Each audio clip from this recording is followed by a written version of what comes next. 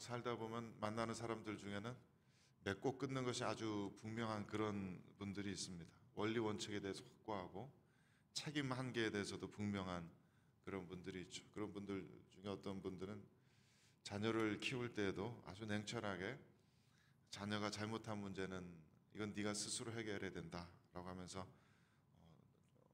웬만하면 도와주려고 하지 않으시는 그런 분들도 본 적이 있습니다.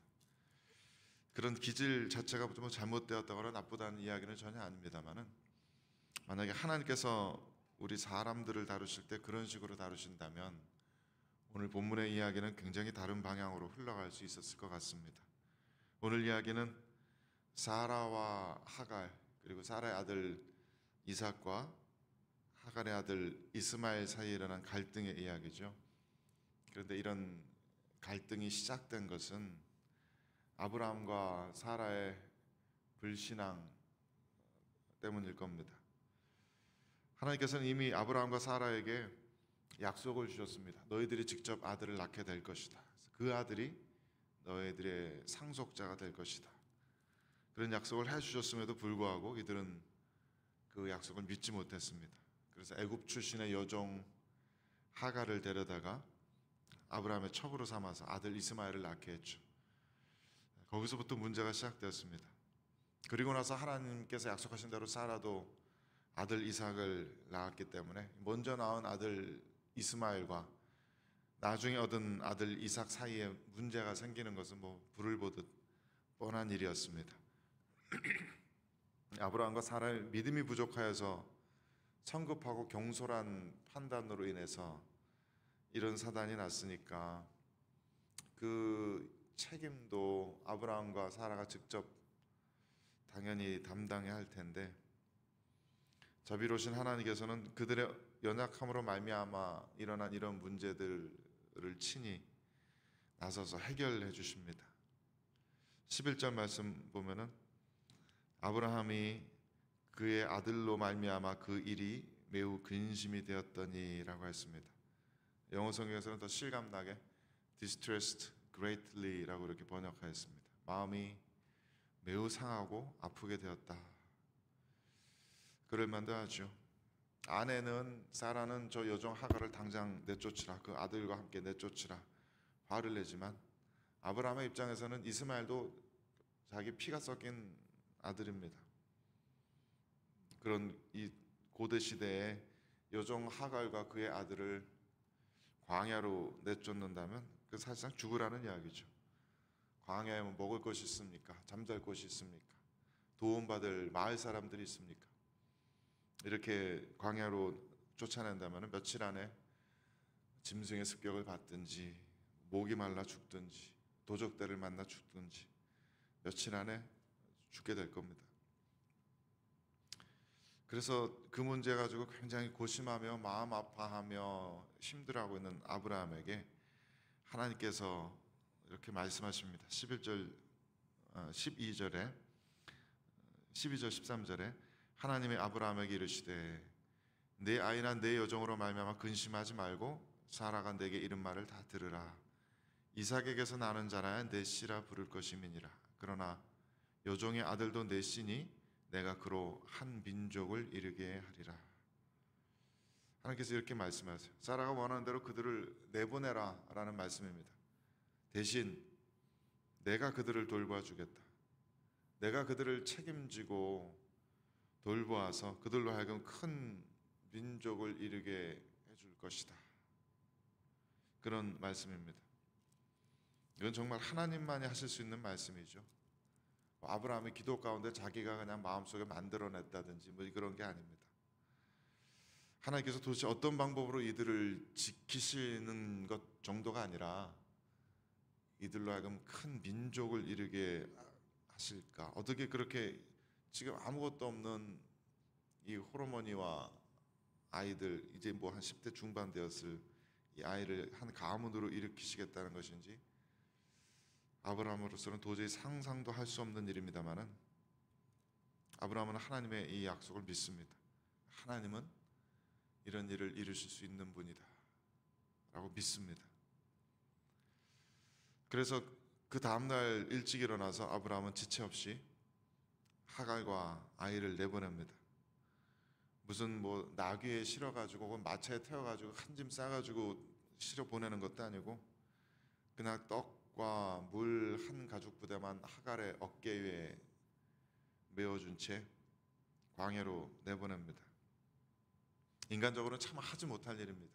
더더군다나 아브라함이 얼마나 사람들을 선대하고 최대한 양보하고 심지어 그 악한 소돔 고모라 사람들 위해서도 중보하며 살아가던 착한 사람이었는가 생각하면은 이 아브라함의 성정으로는 도저히 하지 못할 일입니다.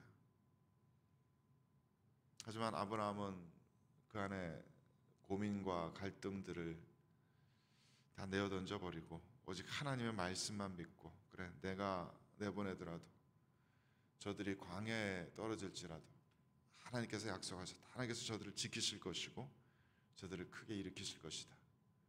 그 믿음 가지고 이들을 광야로 내보냅니다. 그 뒤로 펼쳐지는 일은 정말 한편의 드라마 같죠.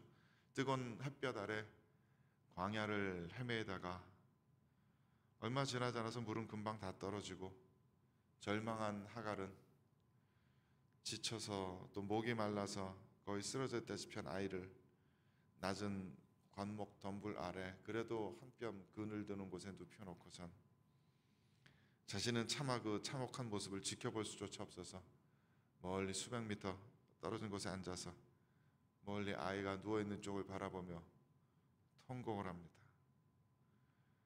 정말 철저한 절망이고 철저한 외로움입니다. 이 세상에 아무 곳에도 기댈 수 없고 아무런 도움받을 수 있는 곳이 없는 철저한 무력감, 철저한 외로움, 철저한 고통 속의 울음입니다. 그야말로 인생의 밑바닥을 치고 있는 이 여인에게 하나님의 음성이 17절, 18절에 들려옵니다. 하갈아, 무슨 일이냐? 두려워하지 말아라. 하나님이 저기 있는 아이의 소리를 들으셨나니 일어나 아이를 일으켜 내 손으로 붙들라. 그가 큰 민족을 이루게 하리라. 이 절망의 가장 깊은 곳에서 어디다 도움을 청해할지도 몰라서 그저 통곡만 하고 있던 이 여인은 하나님의 음성을 듣고 일어납니다. 그 아이에게 다가가서 다시 삶에 대한 의지를 불태우며 아이를 일으켜 세웁니다. 아이를 손으로 붙듭니다. 그리고 하나님의 말씀을 전했겠죠. 이게 끝은 아닐 거라고. 여호와 하나님 분명히 말씀하셨다고. 하나님께서 너를 장차 큰 민족으로 이루게 하실 거라고 분명히 말씀하셨다고. 사실 이런 언약의 말씀이 하갈에게 지금 처음 들려온 것은 아닙니다. 창세기 16장에 처음 하갈이 임신하였을 때도 사라의 학대를 견디다 못해 도망쳤던 적이 있었죠. 그때도 광야로 도망쳤는데 그때 하나님께서는 처음 하갈에게, 이방 여인에게 이 아들의 후손이 크게 번성할 거라고 말씀해 주신 적이 있으세요. 그때도 하갈은 하나님의 말씀 붙들고 다시 돌아왔었죠. 결국 이스마엘을 살린 것은 이 어머니의 믿음입니다. 어머니 하갈의 믿음입니다. 가장 깊은 절망 속에서도 하나님의 말씀을 믿음으로 붙들고, 사실 인간적인 눈으로 보면 도무지 언제 어떻게 이루어질지 모르는 너무나 허황된 것처럼 보이는 언약이지만 그 언약을 믿음으로 붙들고 다시 일어났습니다. 그 어머니 하갈의 믿음 덕분에 이스마엘은 살아납니다. 그러니까 이 모든 드라마들이 결국 아브라함과 사라의 불신앙 때문에 일어난 일이지만 하나님께서는 정말 하나님만 해결해 줄 수 있는 방식으로 이들의 문제를 해결해 주십니다. 그것이 우리가 하나님의 다스리심 아래 있을 때, 하나님의 통치 아래 있을 때 받아 누릴 수 있는 은혜인 줄로 믿습니다. 우리도 살아가면서 많은 실수를 저지르고 때로는 죄를 짓습니다. 많은 잘못된 선택들을 합니다.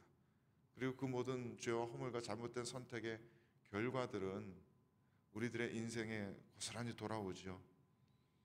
아직 젊고 혈기 많을 때 자녀 키우면서 실수했던 우리들의 잘못된 말 한마디, 잘못된 행동들, 부부관계에 서로 살아가면서 끊임없이 서로에게 쌓아왔던 부정적인 감정들, 부정적인 나쁜 잘못된 기억들, 사람들과 사이에 잘못 판단하고 선택하며 균열이 갔던 관계들, 우리들의 그 수많은 잘못된 판단들의 결과들이 결국은 우리들의 삶으로 돌아와서 고통이 되고 고민거리가 되고 상처들이 되곤 합니다. 하지만 그런 고통과 상처들까지도 주님께 내어 맡겨드릴 때 주님께서 참으로 놀라운 방식으로 해결해 주십니다. 인간이 도저히 해결할 수 없는 일들을 하나님께서는 하나님의 방식으로 해결해 주십니다. 물론 그런 하나님의 해결의 역사를 맛보기 위해서는 조건이 있죠. 이렇게 하갈처럼 하나님의 말씀으로 하나님의 말씀에 전적으로 순종할 수 있어야 합니다. 아브라함처럼 순종할 수 있어야 합니다. 내 판단으로는 나의 의로는 도무지 할 수 없는 일이지만 내 의와 내 정의, 내 양심에도 어긋나는 일이지만 하나님께서는 하신다라는 믿음으로 나의 모든 판단을 내려놓고 하나님께 순종하는 것. 도저히 상황에서는 이 절망적인 상황을 벗어날 수 있는 방법이 도무지 없어 보이지만 하나님의 언약의 말씀을 믿고 다시 한번 삶의 의지를 불태우며 일어나는 것. 그런 전적인 순종이 있어야 하나님의 전능하신 하나님의 권능을 맛볼 수 있습니다. 이들이 스스로의 힘으로 해결하려고 했다면 아브라함이 그래도 어떻게 자기의 지혜로 둘 사이를 봉합하려고 하고 어떻게든 문제를 해결하려고 했었다면 하갈이 하나님의 언약의 말씀 붙들지 않고 인간적인 마음으로 경솔하게 포기하고 좌절했더라면 결코 이런 하나님의 권능은 이들의 삶 가운데 일어나지 못했을 겁니다. 하나님께서 우리들의 죄의 문제를 해결해 주십니다. 하지만 거기에는 하나님의 말씀에 전적인 순종이 필요합니다.